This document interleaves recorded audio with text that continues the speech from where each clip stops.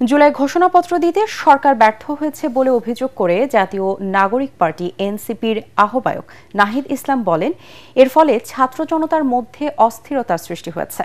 কারো অপেক্ষা না করে আগামী ৩ আগস্ট কেন্দ্রীয় শহীদ মিনারে জুলাই ঘোষণাপত্র ও ইশতেহার পাঠ করা হবে বলেও জানান তিনি।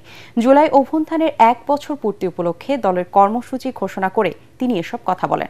এ সময় ৮ আগস্ট নতুন বাংলাদেশ দিবস পালনের সিদ্ধান্ত থেকে সরকারকে সরে আসার আহ্বান জানান এনসিপি আহ্বায়ক। বিস্তারিত জানাচ্ছেন Syed Riaz. Monalisa heavy flow 15 piece প্যাকেটের সাথে ৮ পিসের একটি প্যাকেট একদম ফ্রি।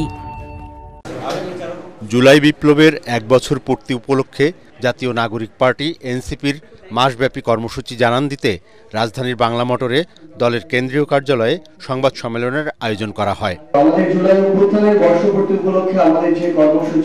এতে বলা হয়, আন্দোলনের সূচনার দিন ১ জুলাই থেকে মাসব্যাপী পদযাত্রা কর্মসূচি পালন করবে এনসিপি। দেশ গড়তে জুলাই পদযাত্রা শিরোনামে এই কর্মসূচি চলবে ৩০ জুলাই পর্যন্ত। রংপুরে শহীদ আবু সাঈদের কবর জিয়ারতের মধ্য দিয়ে শুরু হওয়া পদযাত্রা দেশের ৬৪ জেলা প্রদক্ষিণ করে রাজধানীতে এসে শেষ হবে। ১৬ জুলাই যেদিন শহীদ আবু সাঈদ শহীদ হন, সেই দিনকে আমরা বৈষম্য বিরোধী শহীদ দিবস হিসেবে পালন করব এবং সারা দেশে শহীদদের জন্য দোয়া মাহফিল এবং স্মরণসভা অনুষ্ঠিত হবে। জুলাই ঘোষণাপত্র দেওয়ার বিষয়ে সরকারের সমালোচনা করেন এনসিপি আহ্বায়ক। বলেন, আন্দোলনের সময়ে শেখ হাসিনার পদত্যাগের ১ দফা ঘোষণা হয়েছিল যেদিন, সেই ৩ আগস্ট কেন্দ্রীয় শহীদ মিনারে ছাত্র জনতার সামনে জুলাই বিপ্লবের ঘোষণাপত্র ও ইশতেহার পাঠ করা হবে। আশা করব সরকার তার প্রতিশ্রুতি অনুযায়ী ৫ আগস্টের মধ্যে এই জুলাই সনদ রচনা করবে, সকল দলকে নিয়ে ফ্যাসিবাদ বিরোধী, যেখানে রাষ্ট্রের যে মৌলিক সংস্কারের রূপরেখাটি সেটি উল্লেখ থাকবে।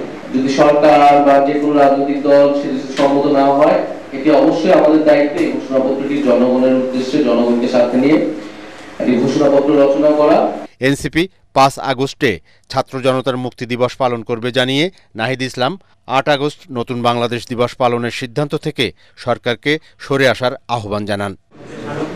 সৈয়দ রিয়াজ, এটিএন বাংলা, ঢাকা।